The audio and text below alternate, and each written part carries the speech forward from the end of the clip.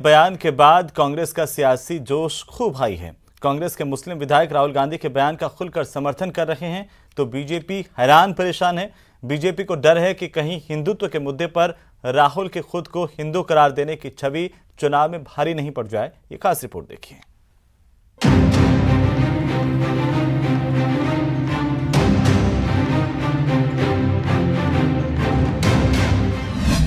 कांग्रेस का हिंदुत्व कार्ड, राहुल गांधी का हिंदू राग। मैं हिंदू हूं मगर हिंदुत्ववादी नहीं हूं।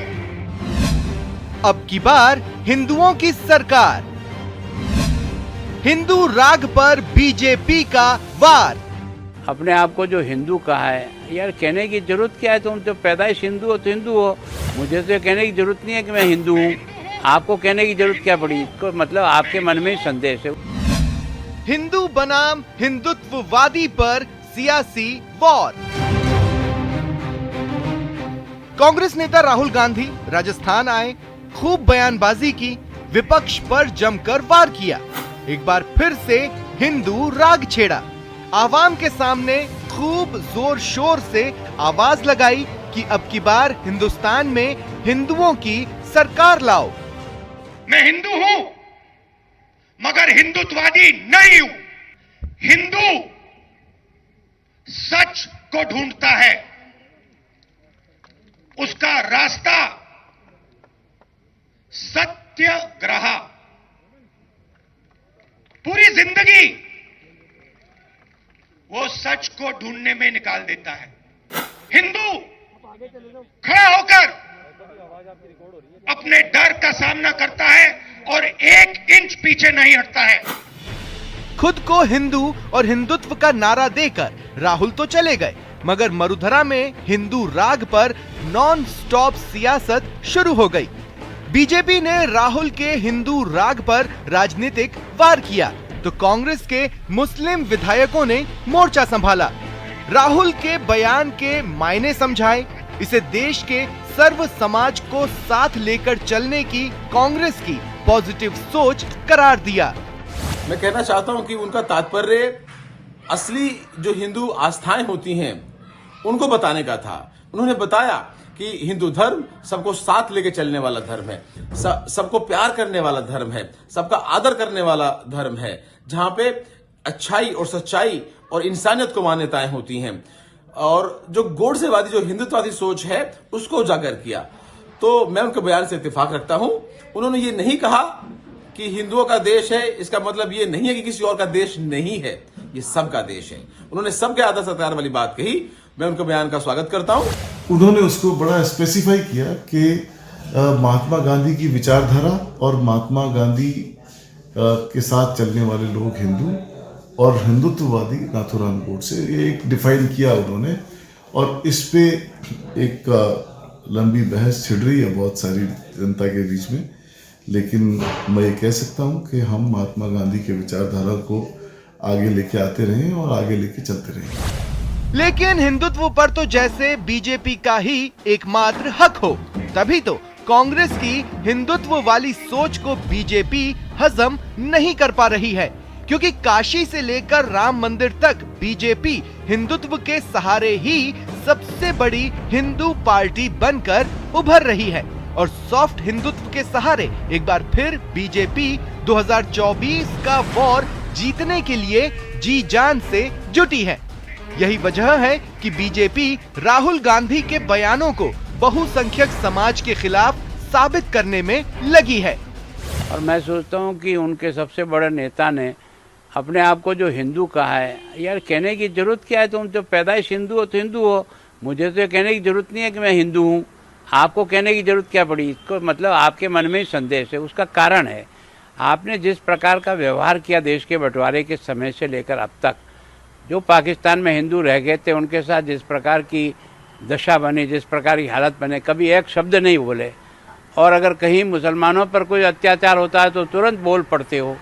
तो ये जो दोहरा चरित्र है इसके कारण से लगता है कि ये चुनावी धर्म का बुखार जो उनका है, ये बुखार ही कांग्रेस के पतन का कारण बनने वाला है। और जिस तरह की टिप्पणियां उन्होंने हिंदू और हिंदुत्व पर की है, मुझे लगता है कि सनातन की समझ रखने वाला कोई व्यक्ति इस तरह की टिप्पणी करने का दुस्साहस नहीं करेगा। हिंदू और हिंदुत्व को लेकर के उन्होंने जिस तरह से ओछी बात करी है, मुझे लगता है कि देश का बहुसंख्यक हिंदू समाज इससे आहत भी है और उनको अंततः इसके लिए माफ़ी मांगनी पड़ेगी। बीजेपी कुछ भी कहे, लेकिन राहुल के हिंदुत्व राग को कांग्रेस आगे बढ़ाने में जुटी है और इसकी गूंज कांग्रेस की ट्रेनिंग क्लास में भी सुनाई देगी। कांग्रेस को लगता है कि 2024 में कांग्रेस का हिंदुत्व कार्ड बीजेपी के हिंदुत्व पर हावी हो सकता है, क्योंकि पार्टी को लगता है कि इसी सोच में सबका भला है। ये सोच कट्टरवाद पर करारा प्रहार है। जाहिर है हिंदू बनाम हिंदुत्ववादी की ये गूंज अगले साल 5 राज्यों के विधानसभा चुनाव के साथ साथ 2024 की महाजंग में जोर शोर से सुनाई देगी। बाबूलाल धायल, न्यूज़ 18 जयपुर। तो वहीं कई बच्चे कई बार ऐसा काम करते हैं जिनकी कल्पना बड़े भी नहीं कर सकते। बच्चे आज ऐसा कर रहे हैं जो पूरे समाज के विकास में मील का पत्थर साबित होता है। नेटवर्क 18 अपने कैंपेन बिजूस यंग जीनियस का सीजन 2 आपके लिए लेकर आया है। इसमें हम देश के कोने कोने में विलक्षण प्रतिभाशाली बच्चों की खोज का क्रम जारी रखते हुए कुछ ऐसे अद्भुत बच्चों से आपको मिलवा रहे हैं जिनमें देश का भविष्य बदलने की क्षमता है। और ऐसे ही एक बच्चे रीस स्टुअर्ट से हम आज आपको मिलवा रहे हैं। Genius, young genius.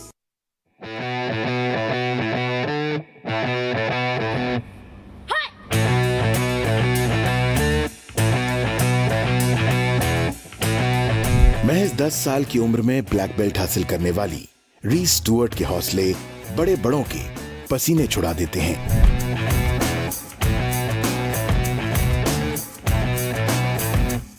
मुंबई निवासी रीस ने 2021 में national taekwondo fit India cup 10 से 12 साल गर्ल्स कैटेगरी में गोल्ड मेडल जीता। 2 साल की उम्र से ही रीस को ताइक्वांडो से खासा लगाव था। I enjoyed what I was doing. I enjoyed taekwondo. I enjoyed the art. So I wanted to train regularly and become the best at it. अब तक कई बड़े खिताब अपने नाम कर चुकी रीस के लिए ताइक्वांडो सिर्फ अपनी सुरक्षा का ही माध्यम नहीं है, बल्कि दुनिया को जीतने के लिए जुनून बन चुका है। रीस चाहती हैं कि हर बच्चे, खासकर लड़कियों को मार्शल आर्ट्स सीखनी चाहिए। I started learning because I'm a girl child, and because girls get taken advantage of, and even if you're not a girl, you should do this because you never know what can happen to you, so you want to protect yourself. 10 साल की उम्र में ही देश भर में tournament खेल चुकी रीस Stuart अपनी लगन और मेहनत से अंतर्राष्ट्रीय मुकाबलों में भारत की नुमाइंदगी करना चाहती हैं। अपने माता पिता का सर फक्र से ऊंचा करने की ख्वाहिश रखने वाली रीस के सारे सपने पूरे होंगे और वो दूसरे बच्चों के लिए प्रेरणा बनेगी, ऐसी उम्मीद की जानी चाहिए।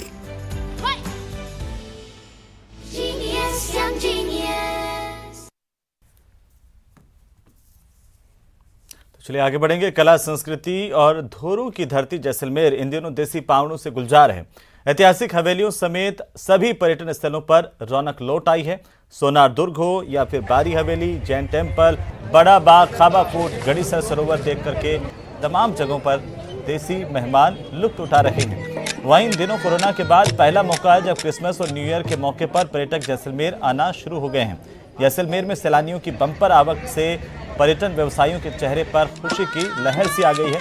इस क्रिसमस और न्यू ईयर पर करोड़ों के व्यापार होने की संभावनाएं नजर आ रही हैं।